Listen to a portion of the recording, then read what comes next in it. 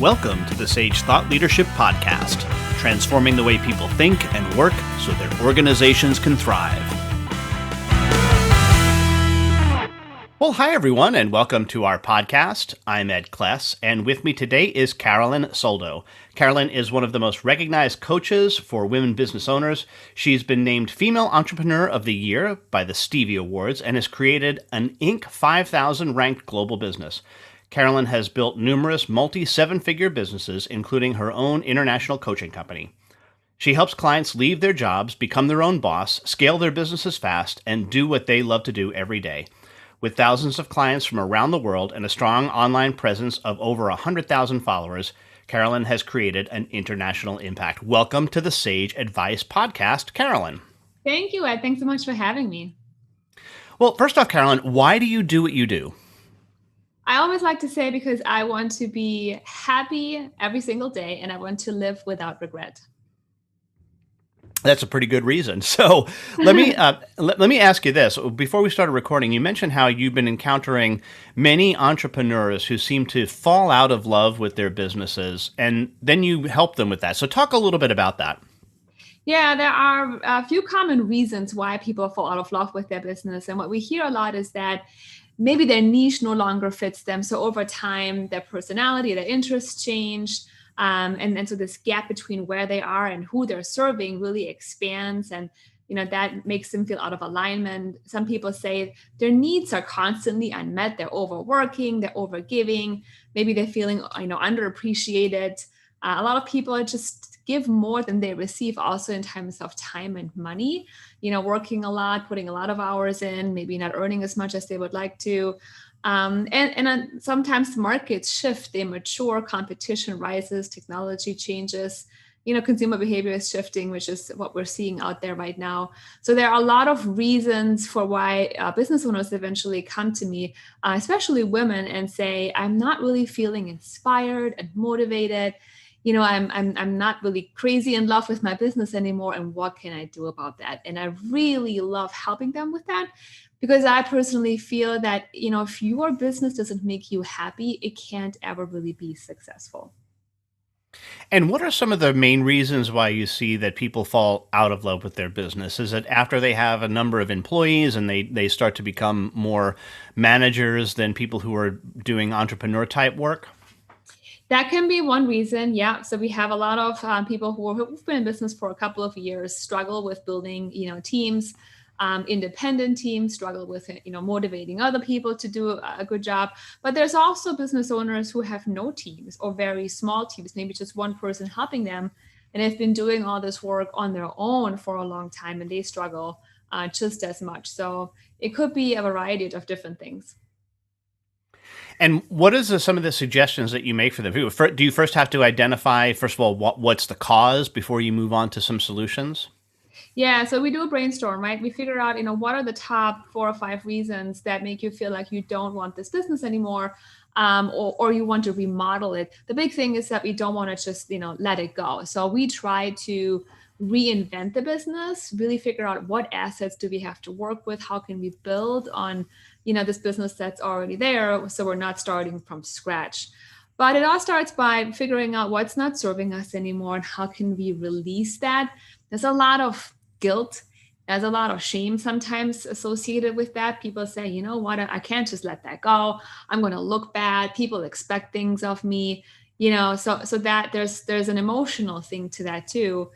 And then we have to really employ a lot of intuition and creativity to figure out what we really want and, find the answers and the clarity to, what kind of business do we want? How do we reinvent it? Who do we want to serve? What do we want to change?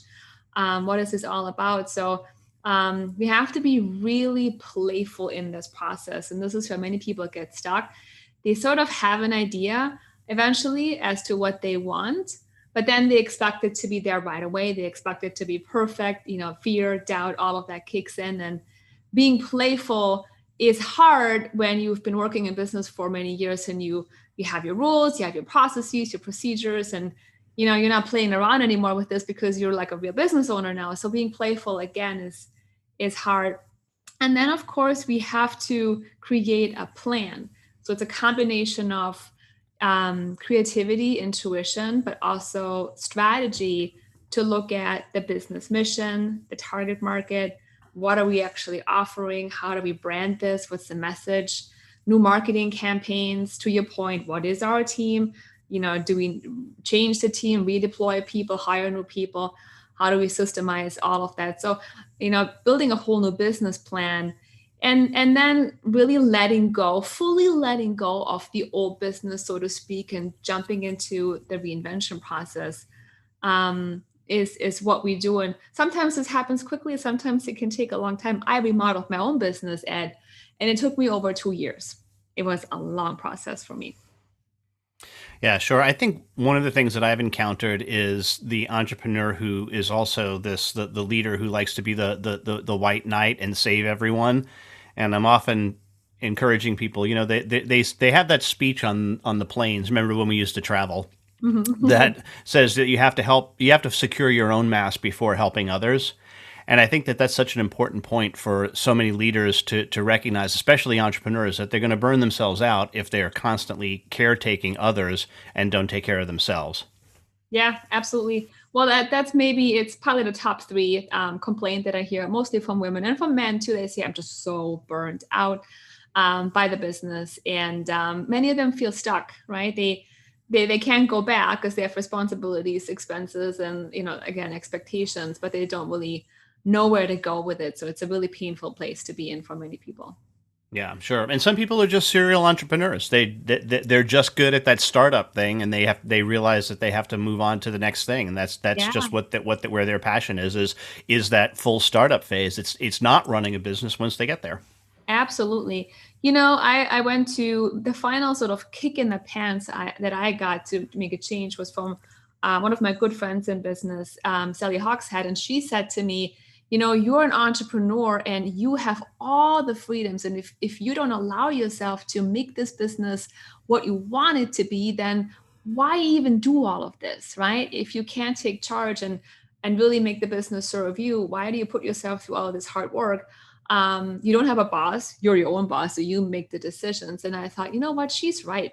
I'm going to regret this if I stay stuck. So yeah, and we're creative, we're multi-passionate, and some people are really good at creating new stuff and coming up with new ideas, and other people are better at managing things. So yeah. And we have an exit question, Carolyn, that we ask all of our guests, and that is, who is a hero of yours, and why are they a hero? Oh, my grandpa. He has, financially supported me. He raised me.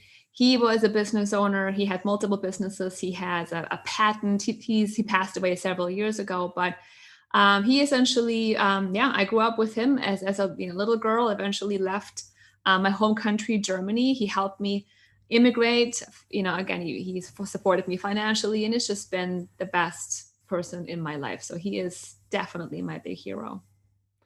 And lastly, Carolyn, how can somebody contact you? Yeah, very easy. On our website, it's carolinsoldo.com.